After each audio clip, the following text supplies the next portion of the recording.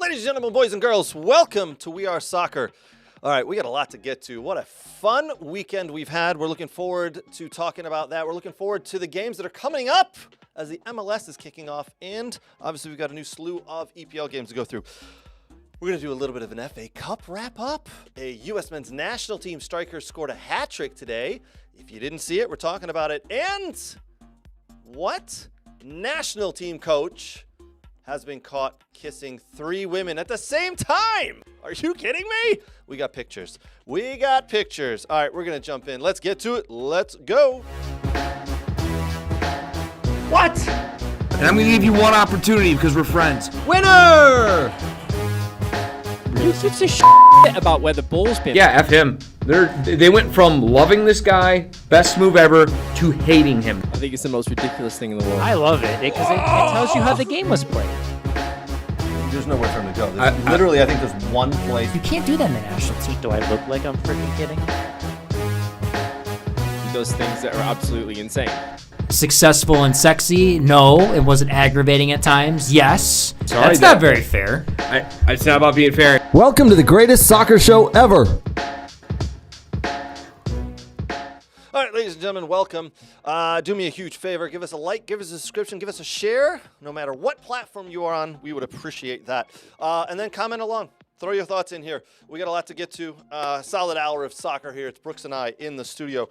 All right, big news, I guess. MLS is kicking off. You should already know this. If you don't, we're going to talk about that. We're going to tell you about some of the games that are coming up this upcoming weekend as they kick off. Maybe Brooks will give us his prediction of who's going to win. We'll do our official predictions as a group next week or the upcoming weekend here, but I'm going to put Brooks to the stone here and say, who's going to win it? Is it going to be Inter Miami again? We'll see. Brooks isn't too happy with that. We're also going to talk about Igor Tudor. And who is that? Well, that's Spurs' new boss. Why in the hell did they hire him? I don't know either. We're gonna talk about that. Some of his stats are kind of mind-blowing. We're talking about the upcoming EPL games. Some big EPL games could have an impact on the title race. Harry Kane has reached 500 goals. We're going to tell you why that is absolutely incredible. The FA Cup wrap-up. The fifth round draw was done today. We're going to tell you those. And a U.S. men's national team player scored a hat trick today. What a game he had. And as I said in the lead up, a national team coach, instead of preparing his team, has been caught kissing 3 women at the same time. And we've got the pictures to prove it. All right, Brooks, how are you, buddy? You doing all right? Yeah, I'm trying to fight allergies here, but getting better. Oh, it's that time of this year, huh? Where it's like allergies. Yep. Ugh. Yep. Yuck. I know. All right. Hey, man, you ready to jump in? We're going to talk about some EPL games that are coming up for the summer. Yeah. All right, let me scroll down here. For the summer, you mean this weekend? I'm sorry, for this weekend. Yeah, it's not the World Cup. I was looking ahead of my notes for the summer MLS. That kicks off here. MLS kicking off a little earlier than usual because this summer is the World Cup. By the way, Brooks, officially announced. Hasn't been put on our website yet, but it will be on our website. June 12th, U.S. men's national team, first game of the World Cup. If you are in the Metro Detroit area, we are having a live event downtown South Lyon. We have an entire theater rented out, and we're going to be displaying that game. There's going to be beer. There's going to be fun. There's going to be all of our friends. Yeah. If you want to go. Nate's making burgers and hot dogs. Oh, he's going to bake. Is he? He's going to make. Yeah, we just give him a little grill, For everybody. All 150 people is going to show up, and they're going to expect burgers and hot dogs from Nate. I love it. Yeah. Thanks, Nate. Yeah. We are going to have beer from Dog and Pony Show Brewing. Yeah, thank you, Kyle and Dog and Pony Show crew. We are going to have lots of beer for that June 12th event. All right, before we get to that, let's jump in. Let's get to the EPL that's happening this weekend. All right, my game that I'm going to be watching is Saturday. It's the first game of the morning. Aston Villa versus Leeds United. Aston Villa at home against Leeds. We desperately need the 3 points here to keep title race. Not us title race, but the title race within to make it a race. Arsenal pull away. The Friday match, before I got a little ahead of myself. The Friday match is Arsenal at Wolverhampton Wanderers. Wolves have won one game, Brooks. One game this year. They're on 12 points. Yep. Do you think they win at home against the leaders, the EPL leaders? Do they beat Arsenal at home? No. No. You don't. No. Not even a chance. Not even a small chance. Not even like a small glimmer. Like Wolves can do it. No. They've played a couple of teams tough this year. Yeah, maybe get a draw. I mean, a draw is like a win at this point, right? A draw for them against the league leaders would absolutely be a win, and it would be a win for the entire league. Let's be honest. If Arsenal drop any points against the bottom team of the EPL, that would be a huge win. And I think it would show the world, if you don't already know, that there is a lot more parity now in the EPL than there has been in the past. Yeah. So, Brooks, what is our official bet? Is it? It's so 11's the line. So I have under 11 points, which they're right now, and yours is over 11 points. So yeah. You're gonna owe me. You're gonna owe me a couple of beers. Well, we'll see what happens. We'll see what happens. There's a couple of games left, but yeah. Yeah. All right. So Brooks, if you're betting, you're gonna be betting on. Arsenal for You're sure. gonna be betting on Yeah. Arsenal for sure. All right. Yeah. I want to zoom in here. I mean, they can't drop those because they're so close to Man City. They need to beat every team they can at the bottom. So if the tough games they get a draw, they secure themselves a little more breathing room. God, I hope they get a draw. Sorry, Arsenal fans, but I don't want this to be blown wide open like you're running away with it type thing. I want Aston Villa and I want Manchester City to be hot on the heels and make it a real race to the last game of the season. The odds on this game are Arsenal negative 340, meaning if you bet $1, you're gonna win like 34 cents if Arsenal win. You're going to need to put up a lot of money to win some money. The under-over is 2.5. Brooks, is there more or less than 2.5 goals in this game? Oh, I think Arsenal's going to – I think they'll score at least 2.5. I think they'll score like 3. I think it'll be 3-0, 3-1. 3-0. So you'd go with the over. Yeah, okay. I'd go with the over in that you one. just said 3-1. Do Wolves get a goal? Oh, that's true because then me too. So they did get rid of one of their star strikers, Strand Larson. He went off to Crystal Palace for $50 million. Mm-hmm. Gonna go 3-0. Go 3-0 Arsenal over Wolves on this one. Probably, I think so. Okay. The game as I said, I was looking forward to Aston Villa at home to Leeds. That's 10 a.m. Saturday. I do feel that Villa come out and get a win here. It's going to be 1-0 or 2-1 Villa. They'll scrape by again as they normally do. Mm-hmm. They'll make it tough on themselves. Probably scoring in the last 20 minutes. Villa are negative 125. Under overs 2.5 on this one. Villa on this one, or are you going to go Leeds or a draw? I think I'll go Villa. Just like Leeds have been on a up and down hill here. They do well in their last 5 games. They have 2 wins, 2 draws, and a loss, which is good right now. Mm-hmm. But it's rough for Leeds. Sometimes they just don't have a lot of. I mean, I think what was the stat? I think they're one of the youngest players in the league. Yeah, they've got one of the youngest squads in the league. Yeah. That's a rough one. Yeah. So. Yeah. All right. I think I'm going to do the same there, though. But Villa need those points to keep pace here. Brentford, Brighton, Hove Albion. Brentford have been putting some wins together. Brighton a little bit on a downslide here. Brentford at home favored plus 100. Over on that is also 2.5. I think if I'm betting on this one, Brooks, I'm betting a draw. I think Brighton can pull out a nice draw here. Brentford will score some goals, but they'll let some goals in. I put a draw personally on this one. Yeah, I mean, I think Brighton's due for a win. Yeah, okay. They're due for a win. They're like one of those teams where they lose a bunch or tie a bunch, and then all of a sudden, boom, out of nowhere, they get the unexpected win.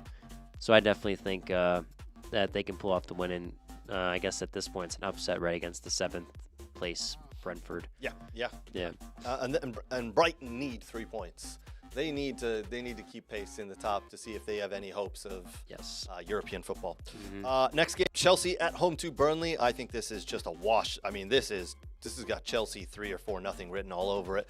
Burnley this week suffered an FA Cup loss. They are not very good, Burnley. They're going to be relegated. So see you later. I think they're going to go to a really young, a really fast, a really energetic Chelsea team. Liam Senior has that team playing pretty well at the moment as well. So this has just got Chelsea written all of it, plus 3.5. 3.5 is the under-over on this. Minus 450. That's a huge line. Chelsea, right? Just Chelsea. Yep. Yeah, Chelsea going to do Chelsea things, and they're probably going to win by 3 or 4. Yep. West Ham at home to Bournemouth. West Ham putting a little run together here over the course of the season. Nuno Espirito Santo has this team moving in the right direction. Brooks, can West Ham actually escape relegation? Can they escape? Well, they got the last 5 matches, 3 wins. And this may not count for EPL matches here because if they're in cup competitions. Correct, But yeah. but their last 5 matches, 3 wins, a loss, and a draw. So they're figuring out something. And they're 3 points below Nottingham Forest in 17th place, and they're 5 below Tottenham in 16th. So if you go on a little run here and the guys above you slip up like Leeds, Tottenham, or Nottingham Forest could possibly do, there could be a lot of changing and movement within those bottom 4.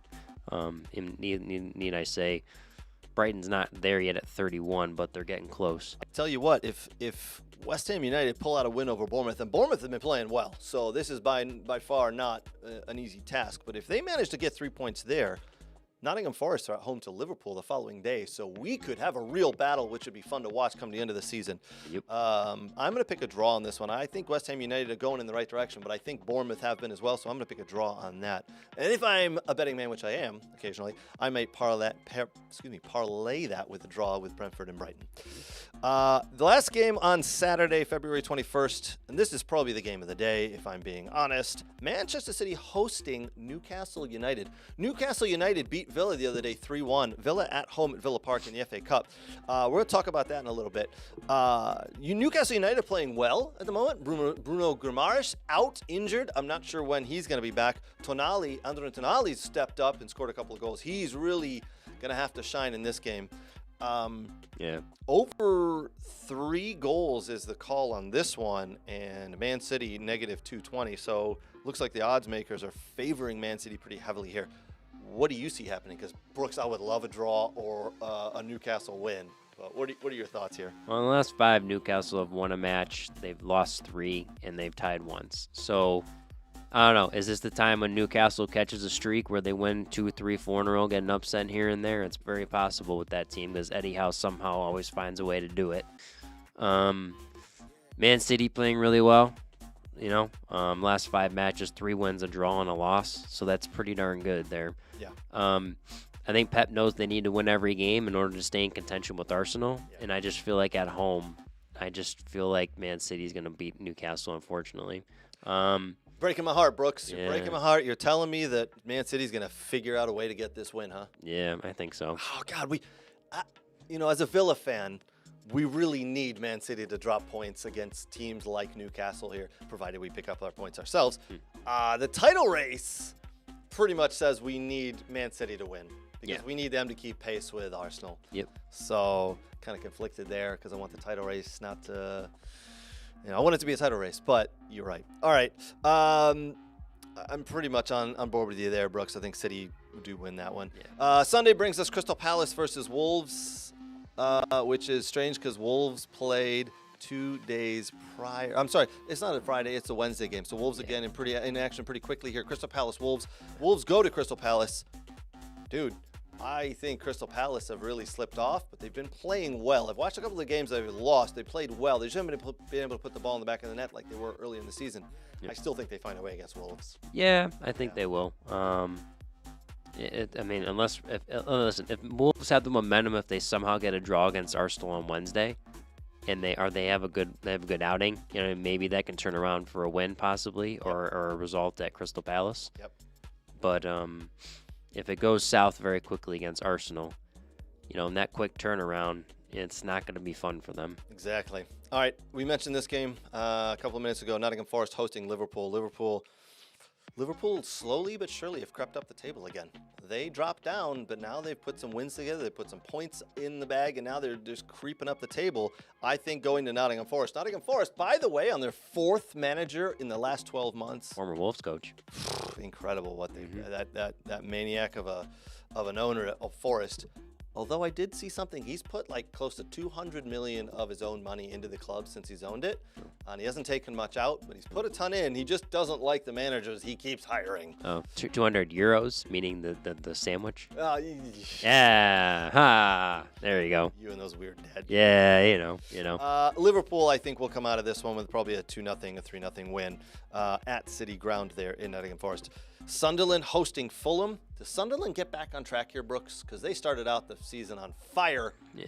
The last couple of, I say the last month or two, they just slid off and gone downhill. Do they get back on track here and beat Fulham? They're close in the table. They're 11th and 12th. Last 5 games, Fulham has won 1, lost 4, and then Sunderland has won 2 and lost 3. So very much on a similar run. Fulham did catch a little fire and moved up the table a little bit, while Sunderland's gone the opposite direction. Yep.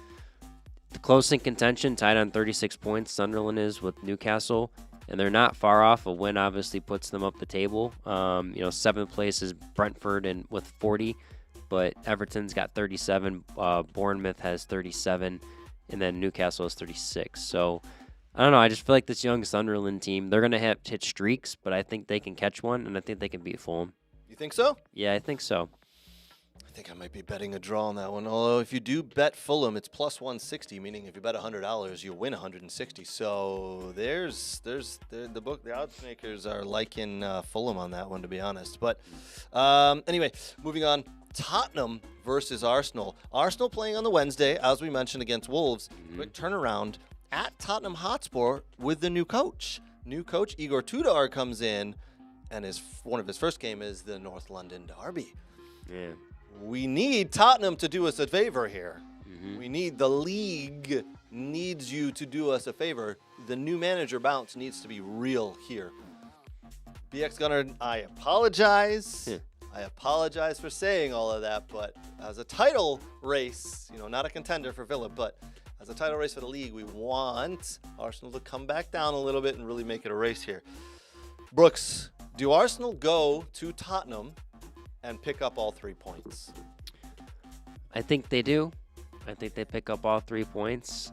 I don't know. I'm looking at this guy's, we'll get more into this because we'll talk about him the next. Yes, please. Yeah. The next, but I don't know. I don't know if the answer, Thomas Frank had him going, they were okay at certain times. They didn't like him, unfortunately, as we saw a lot of incidents, with Van de Ven and a lot of other stuff, walking around, not shaking his hand, all that stuff. Yeah.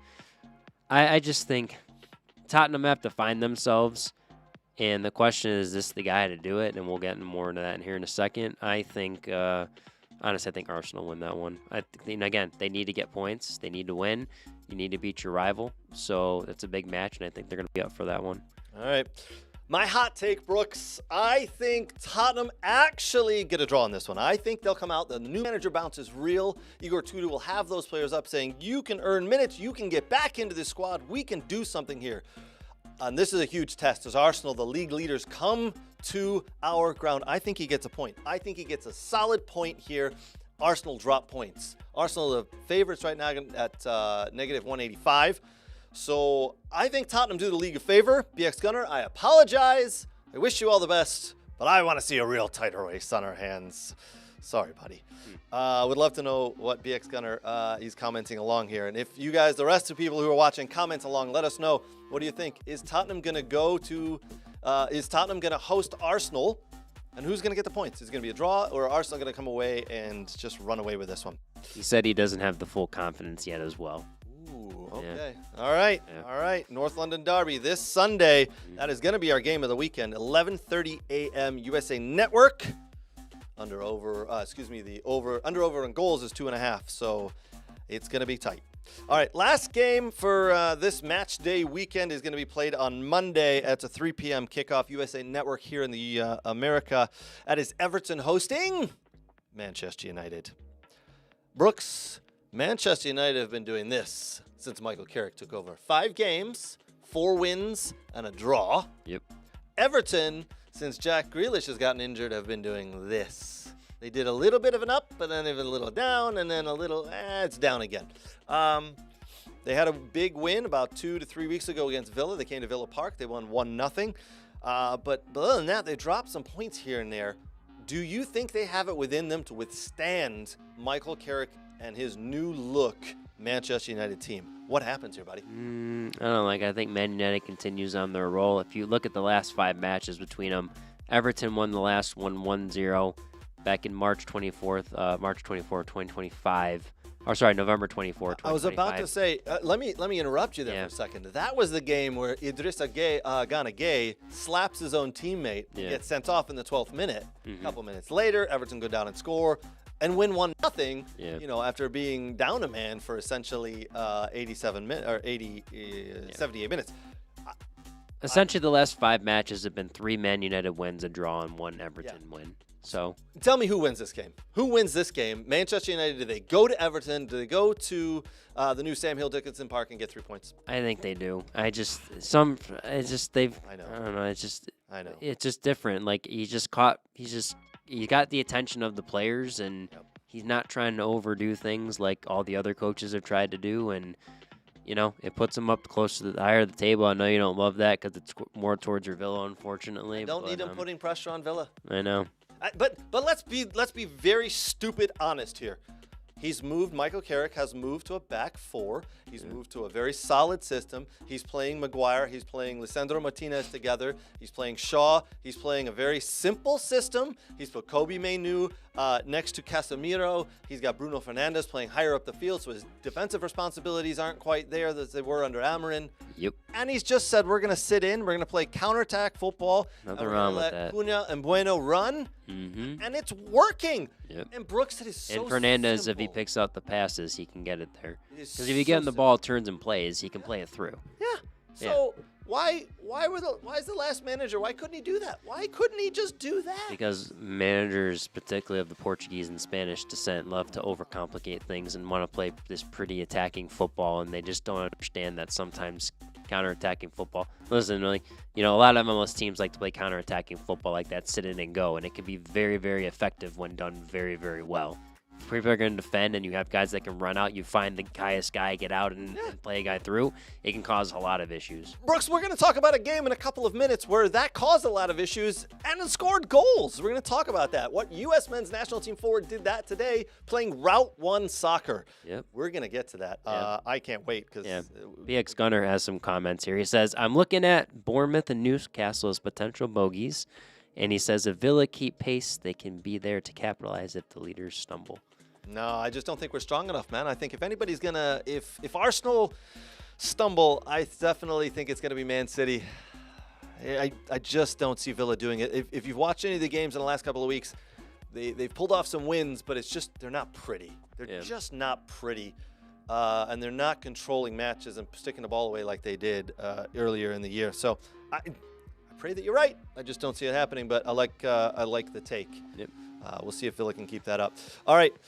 So that is pretty much the upcoming weekend here for the EPL. As I get my foot caught in my wire here, Brooks. Oh my gosh. All right. We mentioned it. We talked about it. Igor Tudor. Yeah. Now Thomas Frank let go from Tottenham. Igor Tudor's brought in. So I'll read you the quick little piece I have. Tottenham Hotspur have appointed Igor Tudor as the new head coach. The club have confirmed. The former Juventus coach joined Spurs until the end of the season after Thomas Frank was sacked by the club, sitting just 5 points above the relegation zone amid a run of 2 wins in 17 Premier League games. I cannot believe it took them that long to fire Thomas Frank. 2 wins out of 17 for a club of that stature. Brooks, if this club get relegated, it's going to be monstrous. I don't think the biggest stadium in the championship. Oh my God, by far. I mean, why wouldn't you be proud of that? But not only biggest stadium, the biggest wage bill. I think their wage bill is like $750 million for the year. It's incredible how much they pay their players. It would devastate them for a long time because fans wouldn't show up to watch, and they'd have to lower the ticket prices. People just wouldn't show up to watch. All right, Igor Tudor. I don't know, they might like if they lower the ticket prices. Maybe they'll go because it's more affordable. Well, I can tell you there's some clubs where the fans are like, yeah, I'm just not gonna go do it. I'm just not gonna watch them.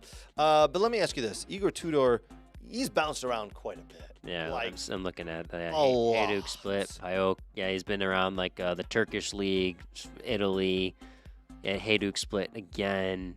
In the French league, he's been everywhere. This guy, he really has. Yeah, and it's not been long. He gets called the former Juventus coach because that's probably the biggest club he's coached at. Why did they settle on him? What is it about him? He's bounced around. I don't think his winning percentage is all that good, to be honest. No, it's so right here, his total winning percentage is his record is 156 wins, 81 draws, 104 losses. His best season with the win percentage of 56.25% was at Marseille from July 20 when he was there July 4th, 2022, all the way to June 1st, 2023. He was 27, 8, and 13.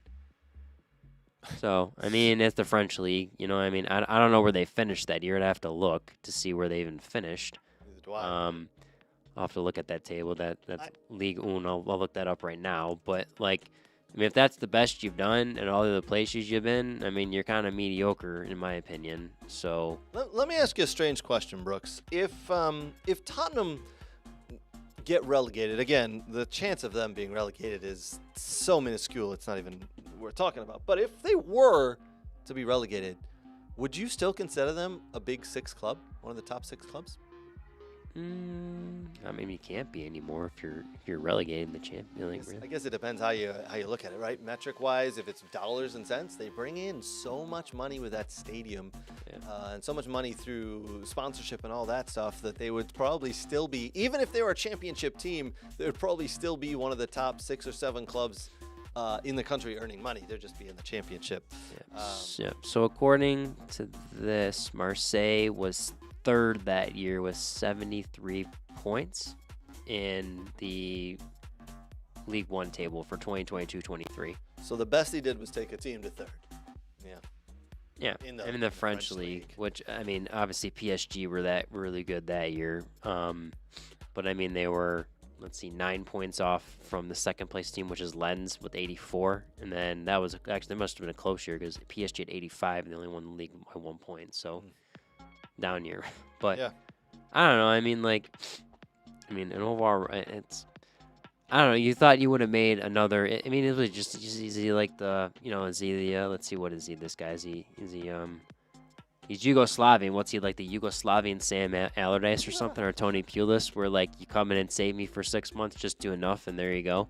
Or the new Sean Dyche, save me, and then we'll let you have the beginning of the season and fire you when you suck again. Yeah, I don't think they'll do that. I think they're like you said, he's on the short-term contract, so they're like, just save us and upgrade your resume that you saved the Premier League team, and you can go find another league to play in or whatever. Yeah, and with that squad that they have, Brooks, I think it's just like the Man United squad. Just get back to basics. Play people in the right position. Play a flat 4. You got Mickey Van de Ven in the back, one of the fastest players in the Premiership. Let him do his thing. You got Xavi Simons up on the left. Let him do his thing. It couldn't be any easier to save a team from relegation. I don't think anybody in any position has ever come in as a new manager could find themselves in a better position to save a team because, again, there are 3 or 4 teams that are so bad this year, they're just going to relegate themselves, Burnley and Wolves, as we've seen. I mean, it'll be interesting. I mean, again, if West Ham catch fire a little bit and Nottingham Forest finds something, and I mean, let's say Leeds and kind of pulls away with some wins or whatever. I mean, it's not far off that they'll get relegated. To be honest with you, I mean, it's not. I mean, we'll see how the new Nottingham Forest coach does, the former Wolves guy. If that's a good hire or not. Like, it was like David, obviously they can't do David Moyes, but that'd be funny if Nottingham, because they fired Sean Dyche, didn't they? Everybody at Dog and Pony Show Brewing right now is throwing things at the TV as they're watching this, Brooks, because they're all Tottenham fans and they're screaming at you. That's brookslambeer@gmail.com. Go ahead and hit him up and find him on the socials. Tottenham fans. He just said Tottenham could be relegated fairly easily.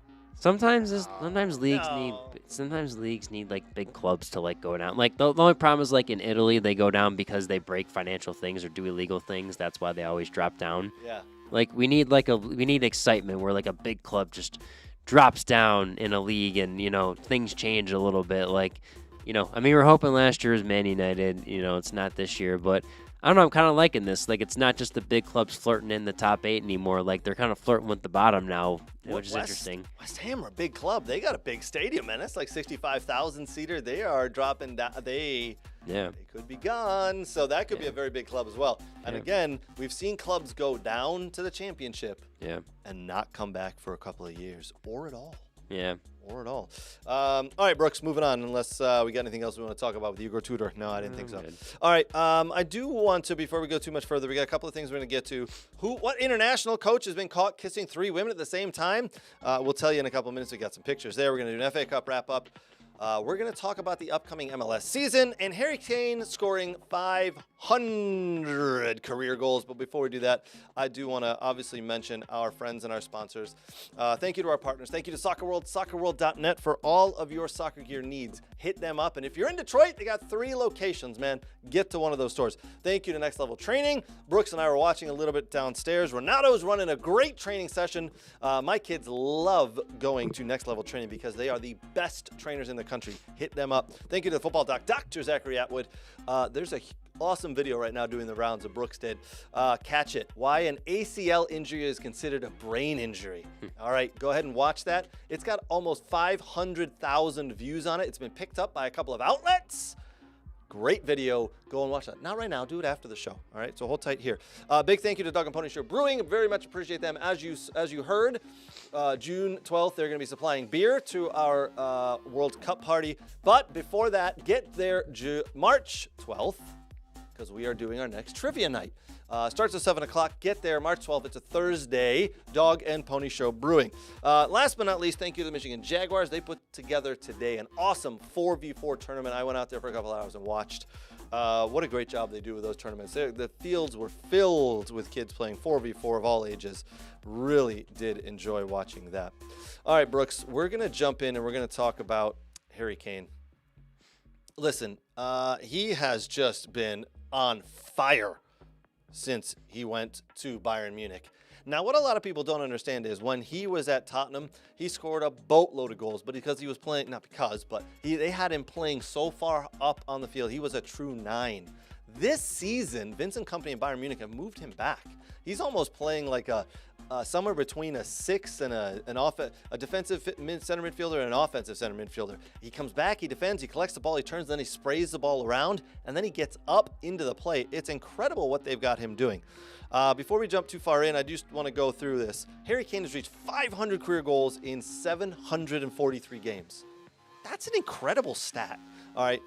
He scored a brace in Bayern Munich's 3-0 win away at Werder Bremen.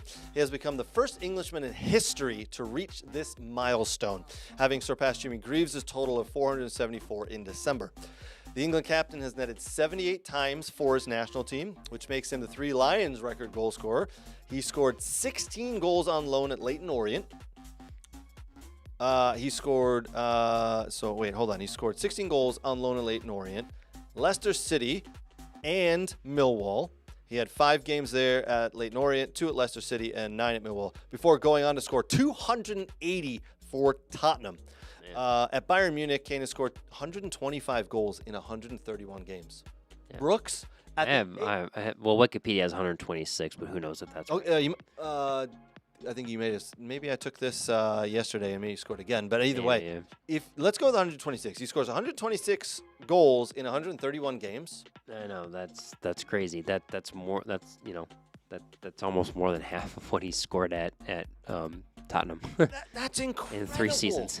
That's incredible in 3 seasons. Yeah. And he's being asked to play a little bit further down the field. Was he 33 now? I have here, according to Wikipedia, Mr. Harry Kane is 32. His birthday is July 28th, 93. So 32 years old. He scored 500 times in the last 2.5 years, essentially. He's got 126 goals in 131 games. That is an incredible stat. I don't think people understand that if you can get a guy who scores pretty much a goal a game, how incredible of a stat that is, how hard that is to do. So is that why it's coming home this summer? Yes. Because of him? Yes. Yeah. Nate did say that it's because the Bundesliga's made Harry Kane. It's helped put him in form. He has scored 26 goals in 22 Bundesliga matches this season. Mm-hmm. Incredible. Overall, a fifth, 100 of Kane's goals have come from the penalty spot. Okay. Sure. All right. You still got to score those, right? And the vast majority of his goals have come from the right foot. 318 of his goals. He scored a few with the head. Yeah. Harry Kane reached 500 goals quicker than Cristiano Ronaldo. That's pretty amazing. It is. So technically, if he played, Ronaldo's 41. Do we see Harry Kane playing that long? Cristiano Ronaldo in 2015 hit his 500th goal on his 750th 53rd game. Yeah. Lionel Messi, however, was the quickest of the three to reach the landmark, having done so in 2016 in just 632 appearances. 121 matches faster than Ronaldo, and 111 games quicker than Harry Kane. Okay. So Messi's done it quicker. Messi, Kane, Ronaldo? I guess it would be the other way. Messi, Kane, Ronaldo? Is anybody putting Harry Kane in that? Unfortunately, I don't think people will see that because he hasn't won many trophies besides the. I'd like to see him win a Champions League trophy, if anything. With Bayern. I wouldn't mind seeing Harry Kane win a trophy with Bayern in the Champions League. I mean, they are one of the best teams this year. Trust me. So it could happen. What if he wins the World Cup this summer, but then win the Champions League? Just like that. Yeah. So where do you place him then?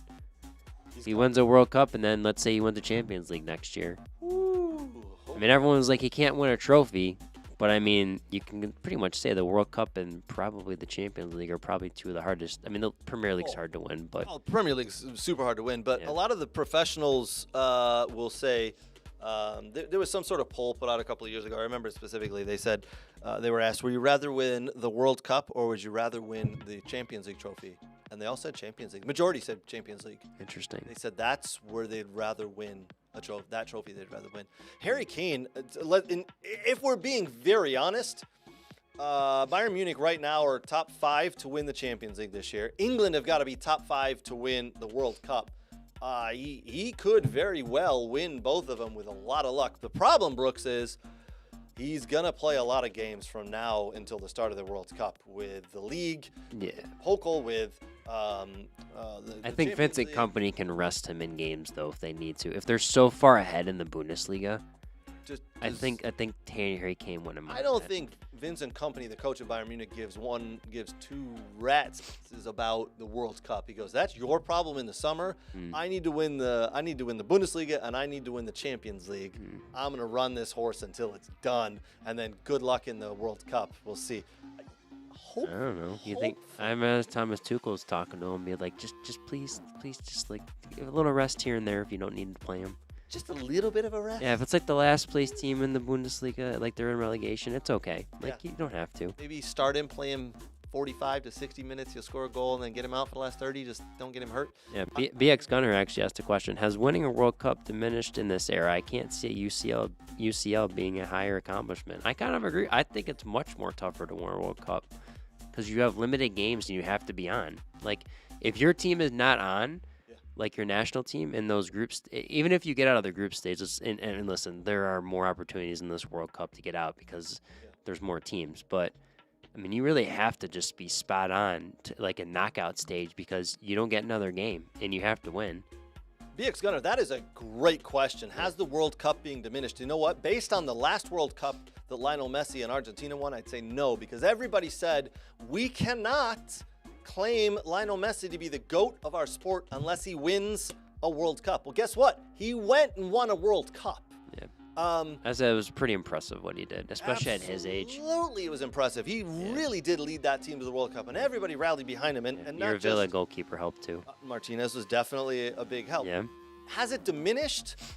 I don't know, but again, I'm gonna have to look it up. But I definitely read that players were asked, "Would you rather have a World Cup or would you rather have a Champions League trophy?" And they said Champions League. Majority said Champions League, which I did find a little strange to be honest. So based on players, yes, I would say it's diminished.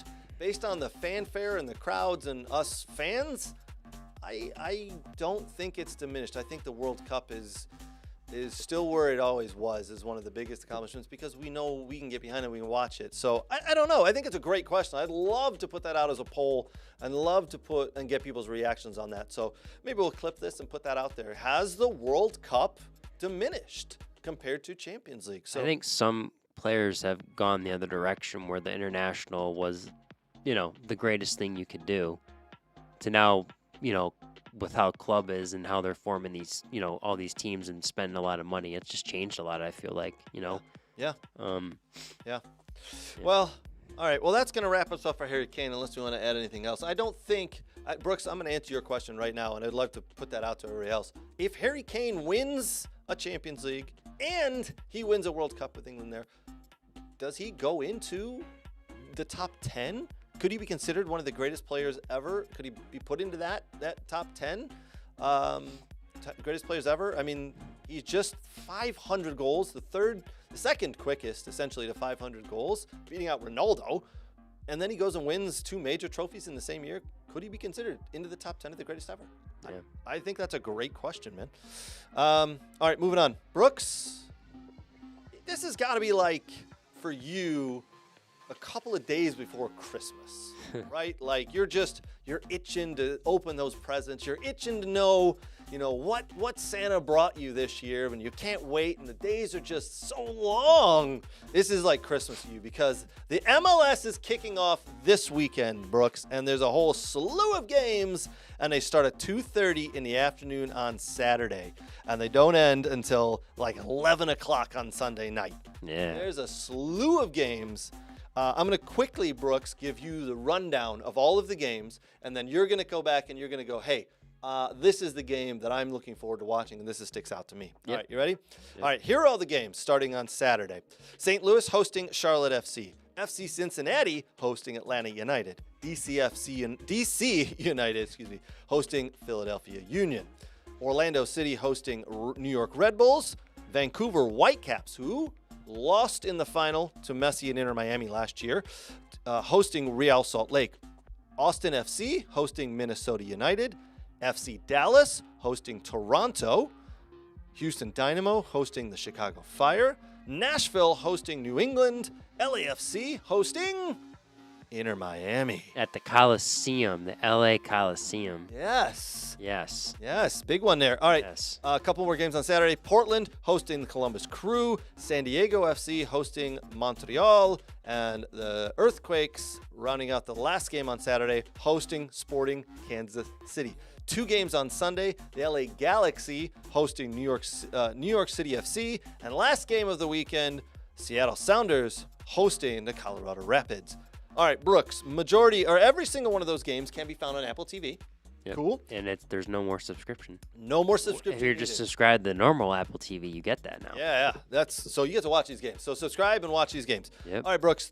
Everybody's playing. What game? Give me 2 or 3 games that are sticking out to you, and then give me a reason why. Yeah. So some of the big games, just for everyone to know, the Cincinnati Atlanta game on Saturday is on Fox as well as Apple TV. Yes, it is. And then the other one on Sunday, you have the late game, the 9:15, the Seattle hosting Colorado's on FS1. So there are a few. By the way, first before we start, congratulations for MLS for not putting games in a super cold area. They've always done that before to start the season. Like I'm glad Minnesota's not hosting, and they're going to Austin where it's warm, and Chicago's going to go to Houston where it's warm, and I guess Seattle and Colorado, Seattle can be cold nowadays, and whatnot. Not as cold as Colorado, though. Correct. So New York going to Orlando, that DC Philly one's a little rough. I guess they could have probably let Atlanta host Cincinnati, maybe a little warmer, but Yeah. All right, but there's no 6 feet of snow type thing, so Yeah. But good job putting that out. Yeah. It's gonna be interesting this season. I think on a hot seat is interesting as possibly see where Oscar Pareja ends up. I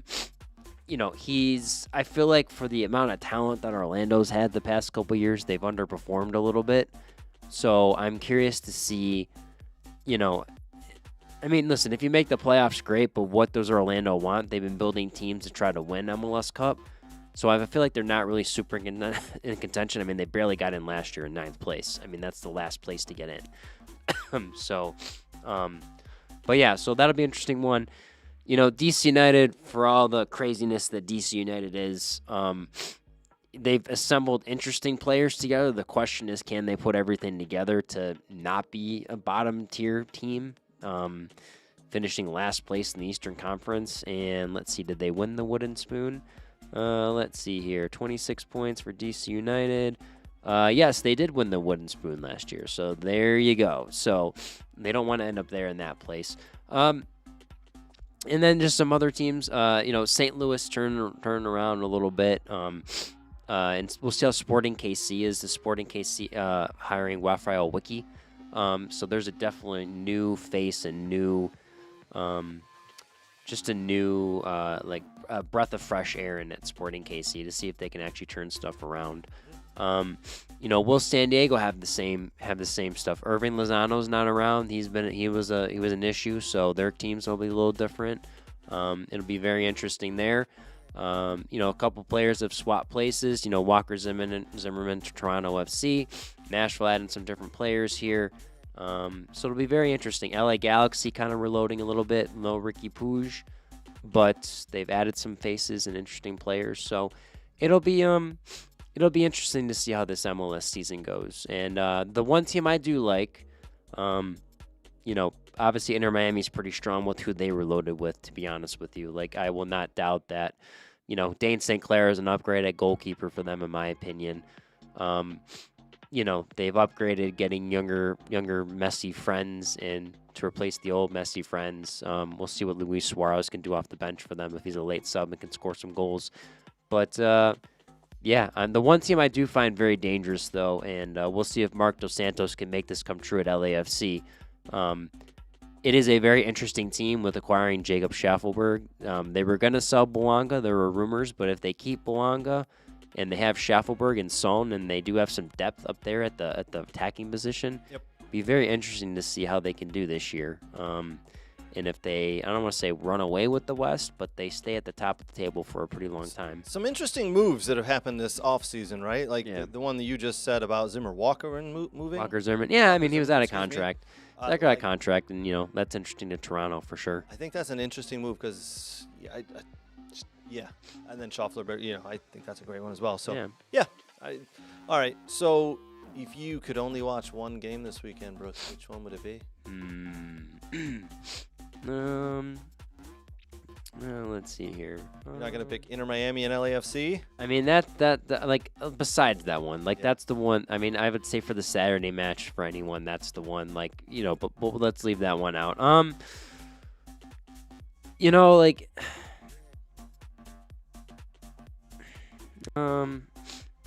I'll do one for Saturday, then there's two on Sunday. Let me pick this one. Cat got your tongue? Yeah, I'm just trying to, because, right now everyone's pretty even. I'm curious about that San Jose Sporting Kansas City match. San Jose's looking to get out of the bottom of the barrel in the Western Conference, and SKC's looking to move in the right direction with Rafael Wicki. Sure. Bruce Arena's kind of gotten rid of some players, brought some guys in. He came in and so I have a good feeling they're gonna jump in an interesting direction there. And I would say for the Sunday match, Colorado's got a new coach, former Tottenham assistant coach that came over. I mean, I think the interesting one is, can the LA Galaxy turn around from how bad they were last year and start off with a result against New York City FC? That's an interesting one for me to see how they do. So okay, I'm going to surprise you with my pick. I think if I had to pick one game, I would probably pick LA Galaxy versus New York City FC. I don't know. That game just sticks out to me. I want to see if LA Galaxy can turn it around here, and I want to I don't know. That game sticks out to me for some reason. If I could only watch one game this weekend from MLS, that might be it. Yes. All right, Brooks. Early days, we haven't seen anybody play. We know a little bit about every team. They've come through preseason here. Mm-hmm. If I had to put gun to head, pick one winner, pick someone to win the 2026 MLS Cup, who you picking before you've even really seen anybody kick a ball properly? I mean, if you look at the paper, you have to pick Inter Miami with who they were loaded. I mean, it's just the upgrades they have, the young players they've got, the younger, they're not 35, they're, maybe in their later 20s, earlier 30s, they have some legs on them. Mm-hmm. For them, I mean, that's the obvious choice, the super obvious choice.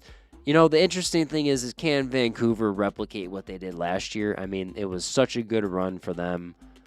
With all the craziness that's happening with them about the stadium stuff and the new owner, who's going to own them, who's going to buy them, are they going to have a stadium? Are they not going to find anything and then they'll eventually move?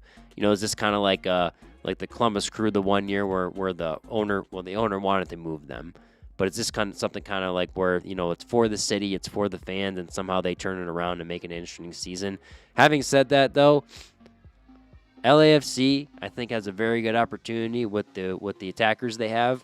Okay. Son did really well last year in MLS when he came over. Again, Bouanga, if you keep him, you add Schaffelberg. You have a lot of younger guys you can sell. The question is, can Marc Dos Santos put it all together? That's the question for them. He didn't do very well when he was at Vancouver for the 1 or 2 seasons he was there. It did not go very well. He was an assistant last year on the LAFC team, and he's been assistant for a little while ever since he got fired at Vancouver. So that'll be the interesting part. Can he actually do that? So, yeah. All right. Sounds good. yeah. Let me get back to the all cams there. Apologies. All right, Brooks. The FA Cup 4th round wrapped up today. Brentford won. Brentford beat Macclesfield Town, which Macclesfield Town were the Cinderella team going through, but Brentford ended up winning 1-0. Okay. See the photos from that Grimsby Town game? Yeah, the mud pit. Yeah, jeez. Mud pit. Holy smokes. I know, incredible. All right, today the final, the 5th round draw happened, and here is how that will happen. Got some good ones. Oh yeah, I know which one you're looking at. Yeah. So here you go: Fulham versus Southampton, Port Vale or Bristol City. I'm not sure. We got to figure out who won that one. Who won that because they played today. Versus Sunderland. Here's a really enticing matchup: Newcastle United versus Manchester City. Ooh, all EPL matchup there. Leeds United versus Norwich City. Mansfield Town versus Arsenal. Wolves versus Liverpool. Wrexham versus Chelsea. Yeah, that's the one. Oh, that's the one everybody's looking at. And then the final one, West Ham United versus Brentford.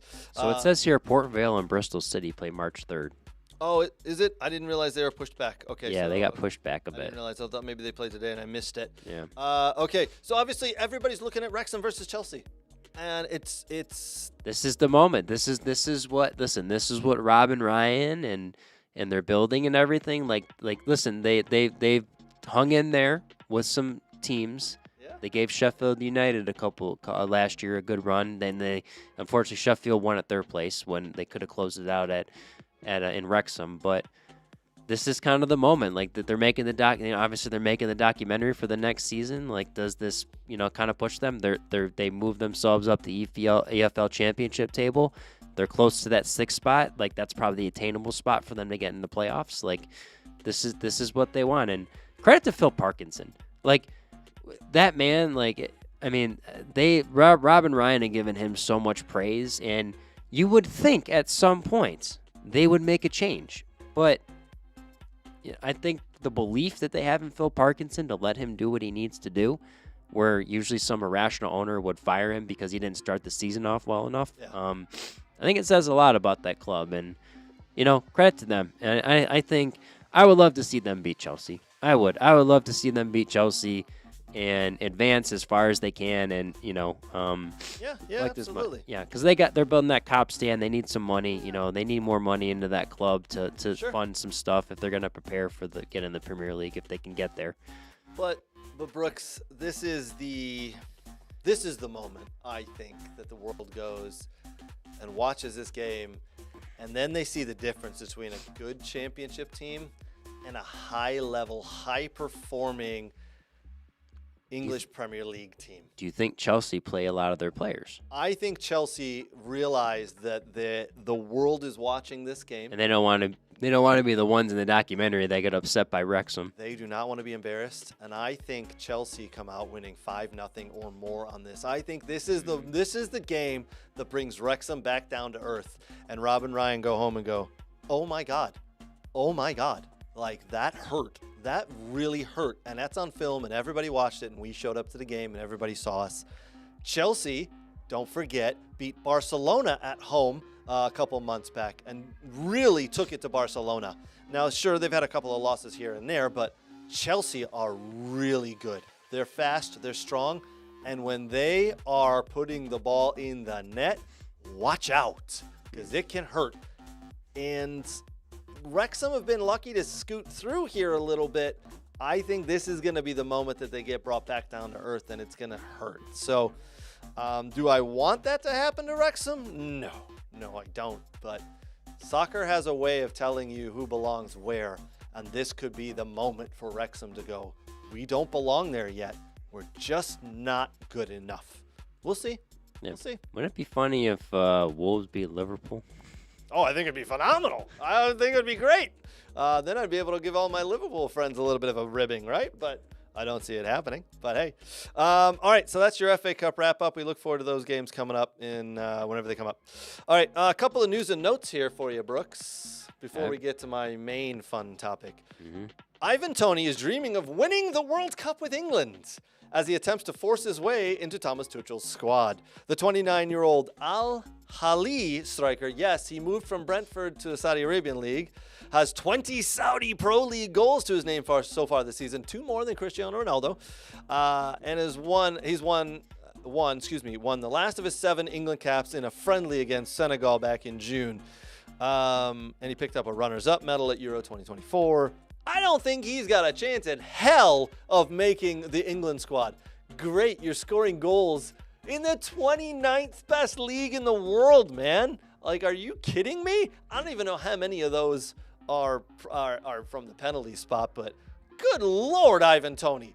Everybody had forgotten about you since you moved over to that Tin Pot League. Good luck to you. You will not be on the plane with the England squad to the USA. Just thought I'd throw that out there, Brooks. That caught me by surprise when I read that. Yeah, that's interesting. Yep. 2 more pieces of news before we get to the national team coach call. Maybe if Ivan Toney helps Thomas Tuchel with his betting, maybe he'll make it on the team. Maybe. Oh. Yeah. Low blow there, Brooks. Yeah. Wow. Yeah. All right. Everybody hates VAR. Do you hate VAR, Brooks? No? Listen, has it messed up a little bit? Sure. Has it caused drama? But has it got stuff correct? Like, I'll give you a great example. Like the 2025 NCAA Men's National Championship. I mean, there had to be a review if the guy was offsides, and Jamie Clark and I were talking about that in our interview, and he was like, I don't know, from that angle maybe, but you wouldn't need a technology and everything, but I mean, it shores up certain moments, but I understand how you feel because you just think it messes up all the time. Well, it does. It messes up all the time. But, Brooks, the funny thing is the 4th round of the FA Cup didn't have VAR involved. Do you know why? Because most teams... They don't have the technology. Have the technology and can't afford it. Yeah. So we got to watch Aston Villa play at home to Newcastle United. No VAR involved. The referee... Where they have the technology? Chris Kavanagh. They have the technology, but they're not allowed to use it because not everybody has it, so you're not allowed to use it because not everybody has it, right? Yeah. Chris Kavanagh, the Premiership referee, has not been appointed to referee a Premier League game this weekend after a series of errors in that Villa versus Newcastle game. I can tell you right now, Chris Kavanagh and his assistant referees were horrendous. They were terrible. And before you think I'm blaming Aston Villa's 3-1 loss on the referees, you're completely wrong. I think Lucas Digne should have been sent off for a high... he went studs up into a Newcastle player. He should have been sent off. He wasn't even cautioned. It wasn't even cautioned. It was pretty much right in front of the assistant referee. Didn't even get cautioned.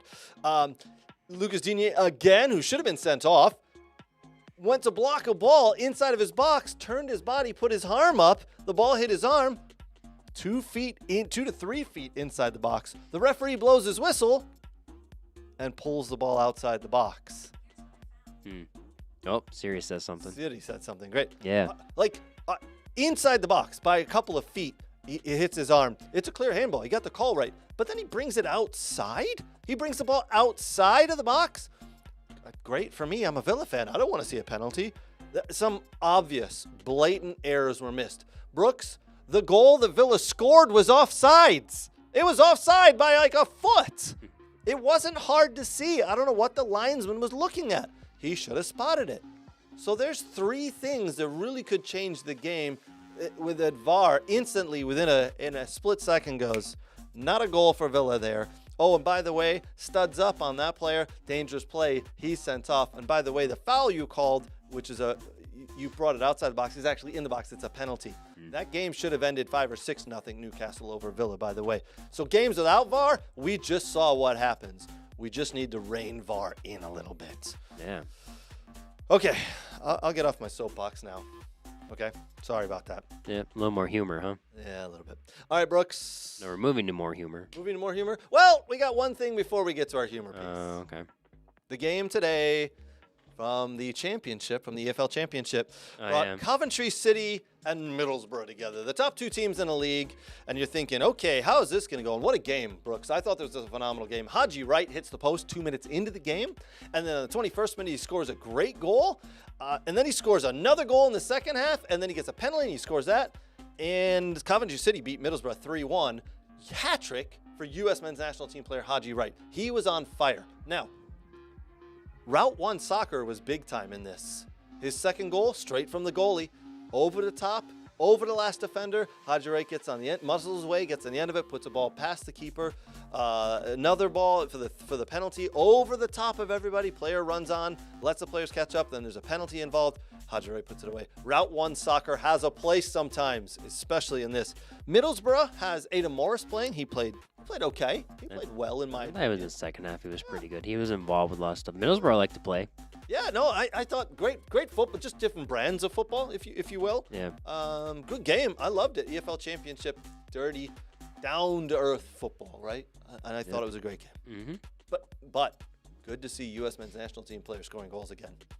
Yeah, I mean, Haji Wright for sure. And it's good to see Aiden Morris doing well. And in the second place EFL Championship. I mean, that's big if he gets promoted with that club. That'd be awesome. Yeah. Or Haji Wright, whatever.